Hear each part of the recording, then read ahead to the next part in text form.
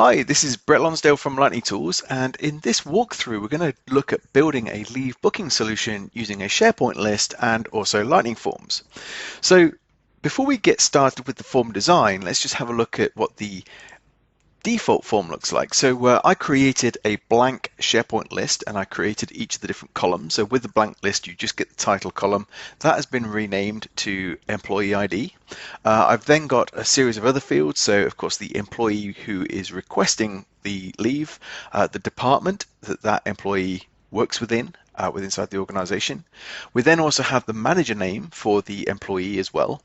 And of course, when we're making a request, we want to request from a particular start date and an end date. So we've got two date columns for that, as well as a manual input for the number of days that are being requested, the reason, which is a multi-line text field, and then we've also got some approval fields as well, such as whether or not this is approved, who it's approved by, when was it approved, and finally the total number of days taken by that employee. So that will help us to keep track as to how many days left this person has perhaps in the fiscal year. So that's the out-of-the-box form, and some of the challenges with it, one of them is, of course, the single column layout. Another one is that we don't really want these approval fields to be updated by the employee who is making the request, and they probably shouldn't need to be displayed here either on the new form. They just need to be really on the edit form and the display form so we can see whether the request was approved or not. And we also want to be able to calculate this total number of days taken as well. So these are just some of the things we're going to go through and create with Lightning Forms, as well as some actions so that you can see how we can submit the leave request. So it's not just creating a SharePoint list item, but it's actually performing some form of notification as well. So to get started, we're going to go into Lightning Forms. We'll click onto the Lightning Forms button on the command bar, and you'll notice in here that we've got the three default forms for new items, editing items, and also displaying items. And we've also got the ability to go through and create additional ASPX forms if we want to, but we won't be getting into that today. But of course, we could create one as a subset of fields, maybe for the approval mechanism or something along those lines. Okay, so we're going to just simply click Customize against the new form to begin with. So a new tab has been opened up for our new form design experience, and what we're going to do first of all is just get into some simple things. I'm going to add a new section right at the very top, which is a one column section, and inside that section I'm going to add a rich text control, and we'll drop that on there, and we're just going to create a heading really. So we'll put employee leave request, and let's just highlight that. We'll format that as a heading, center it on the page, etc. Okay, and that's it. We've got our rich text area. We could get into some of the styling at that point as well. So notice that first row that we just created, what we could do is just add a style to that row and maybe change the background color. And we've got some of the theme colors that we can choose from. So choosing a theme color keeps things tasteful. So as people come in and change the theme, it's going to reflect that theme when you go through to create a new item. Okay, so we've got that created there with a bit of styling as well. So then we're down into the rest of the fields, and what I want to do here is actually change that row configuration to be two columns rather than one column, so that way we can fit more on the page. So we've got the employee ID, and we're just going to drag the employee name field to the right of that. Then we'll keep the department and the manager name together as well. And then we've got the start date, the end date, and the number of days. So maybe that would actually make sense as another three column section, but I'm just going to keep things brief here. Let's just drop that one over here on the right hand side. So we've got the start date, the number of days, etc. there. And then we've got the reason, which we can leave where it is. And then the other three columns, such as approved, we're going to remove that because we're not going to approve this whilst the item is being created. So we don't approve a request when it's being made. It hasn't even been saved yet. And then finally, we're just going to drag across the total number of days taken there over to the right as well. So we've got a new form layout. Let's just add a little bit of logic to this form. So we're going to go up to the Actions menu. We'll come down here to the command bar, and notice how we've got a Save and a Cancel button. So what we're going to add is actually a save and submit. So we will create that, and we can choose an icon for this. So there's a number of different icons that we can choose from. There is one that I like to use when we're sending an email. If you just type send, you'll be able to find it. So we're just going to use that one.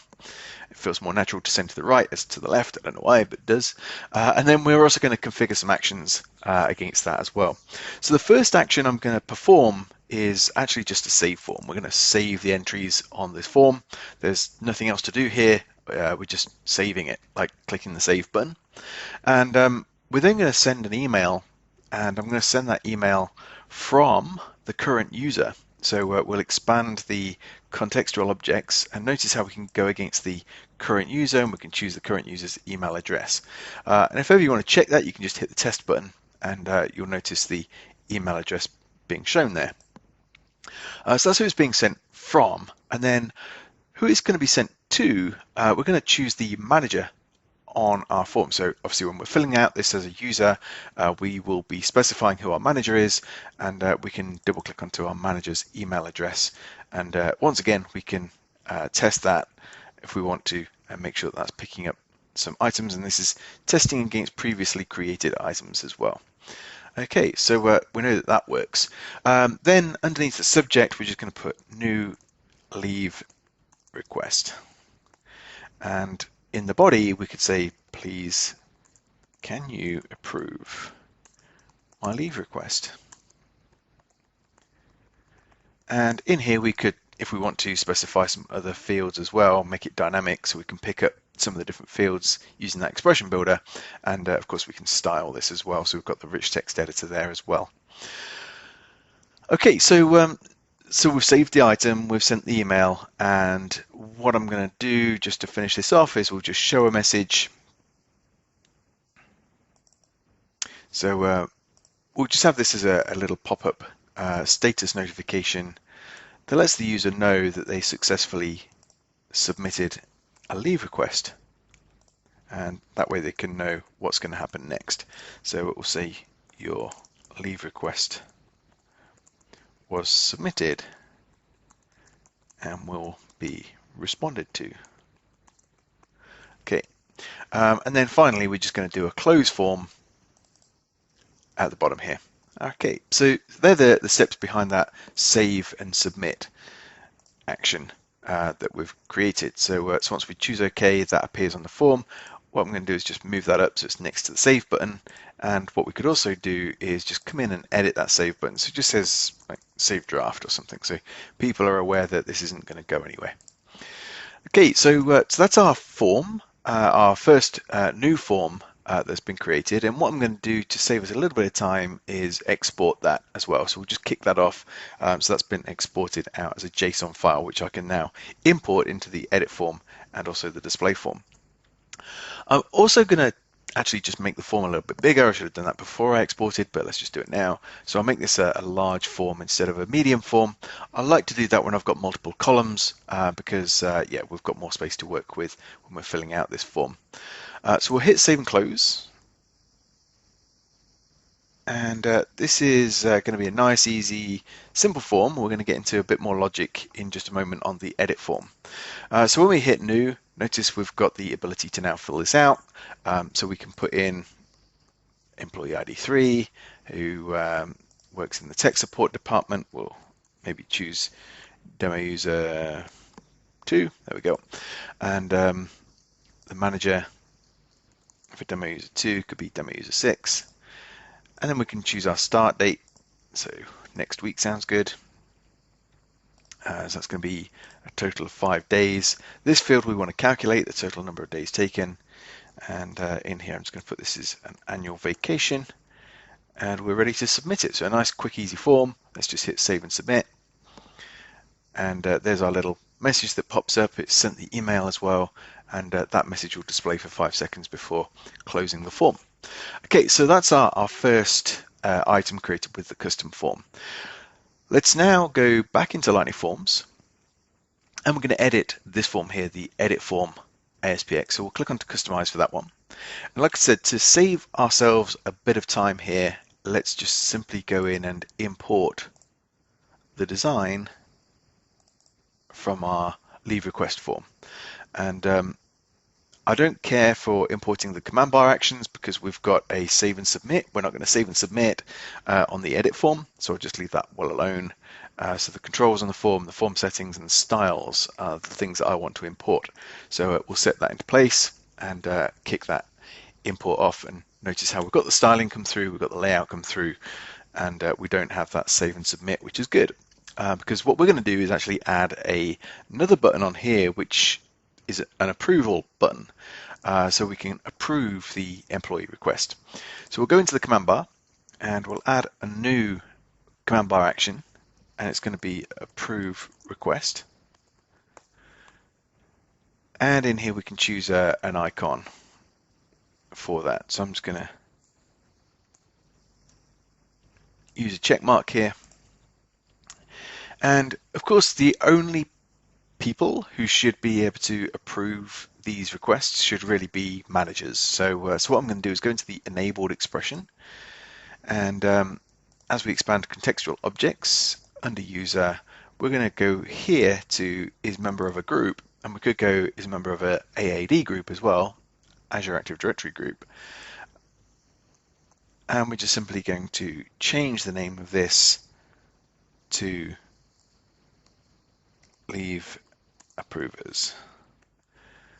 Okay, so if you're a member of that group, you'll be able to click the button, otherwise you can't. And notice here when we test that, it's returning false, so I'm not actually a member of that group, and we'll test that shortly by making myself a member of that group as well. So that's created the action button itself. Let's get into the actions for that action button. And I always like to start off with a save form as well, just make sure anything I've changed has been saved. And then we're going to set a field value. And the field that we're going to set, first of all, is approved. So we're going to set that to yes. And then we're going to do another one as well. And that is going to be approved by. And we're going to set that to the current user login name. And again, we can test that, just make sure that's going to return something sensible.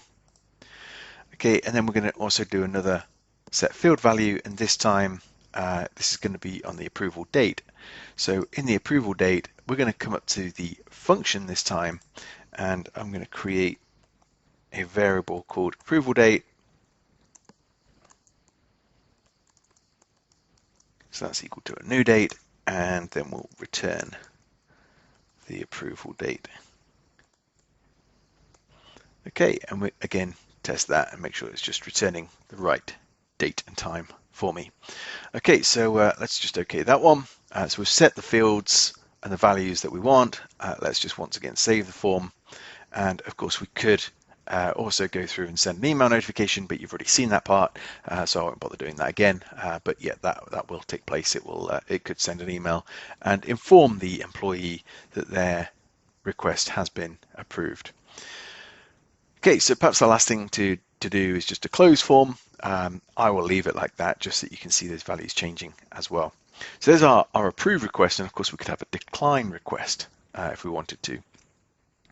So let's just save the actions. Okay, and we're going to now get into a sublist. So what we're going to do is just come down here onto our form, and we're going to add another one column layout. And inside that one column layout, I'm going to come down to the lists and libraries within inside this site, and I'm going to actually add the same list again as what I'm currently on. So when we double click onto that, we actually see all of the leave requests that have currently been made. And the reason for doing this is I want to be able to keep track of the number of days that the current user has already taken. So what we're going to do, instead of actually creating a sublist where this is linked to the main item, this is of course the same list, we're going to create a camel filter instead. So we'll go into the camel query builder, and what we're going to do is just add a simple query against the items that are displayed here, and we'll add a row.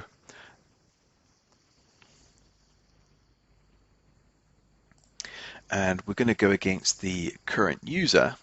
So in the sublist, we're going to choose the leave request.employee is equal to form input, and choose employee. Okay, so that's just checking that this is the right person. Now what we could also do is just look for approved ones as well if we wanted to, so we could add that in there, say add row where the approved is equal to a value that says yes. So of course if there's been requests in the past that have not been approved, then they're not going to count towards the number of days that are remaining. Okay, so let's just OK that, and that will be our filter set here on the leave request form. So finally, we're going to add another calculation for the leave request as well. So that is with the total days taken. And what I'm going to do for that is add a form load action. So after the form load, we're going to choose a set field value. And the field value that I'm going to set is the total number of days taken. And to get that value, we're going to go against the sublist. And inside our sublist called leave request, we're going to take the number of days requested in this particular request, and we're going to sum them up using the sum function. So we'll just OK that one, and that will set that value for me. All right, and let's just OK that. So let's just give that a run through. Let's hit save. And once again, I'm just going to make that form a large form. So now we'll save and close. And I'm just going to refresh my screen as well. So in here we've got a couple of requests, obviously for different users. So here's demo user 2's request, which is the annual vacation. So let's go through and edit that one. So that's opening up the edit form here. And you can see that in the past there aren't any leave requests that have been approved for this particular user. And I can't actually approve this one either because I am not actually an approver. So what we'll do is actually go through and create the group. So that was called leave approvers. So we're going to come here into the site permissions and create a group.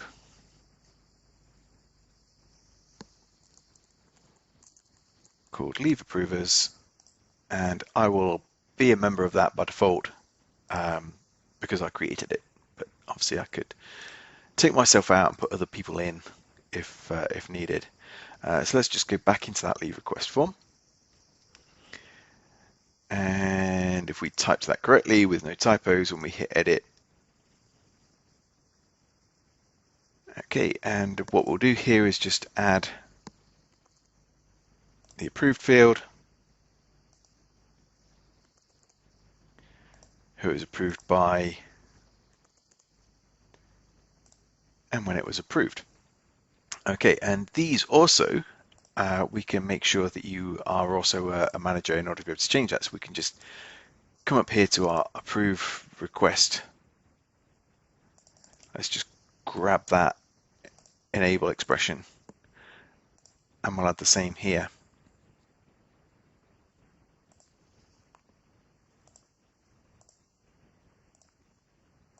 For each of those fields. Okay, so that's been set. So let's edit this item, and you'll notice in here that we've got the approved is set to null, the approval date is set to null, and it's not approved. And then these are the total number of days as well, which are also appearing as part of that form load action. So we can see the total number of days taken is currently 15. So let's hit the approve request. So you can see that has now been approved. The approved by is set to Lightning Tools, and we've also got the approval date set today, and we've also got the employee leave request styling has taken place at the top of the form as well through some conditional formatting. So let's go through and save that. And once again, we'll just simply come into edit and this time when we look down we can see that demo user 4, all 3 of their leave requests has now been completed, and we've now got the total number of days taken set to 20. Okay, so that's a little bit of using Lightning Forms to build a leave request solution. If you have any questions, please feel free to reach out to us on help@lightningtools.com. Many thanks.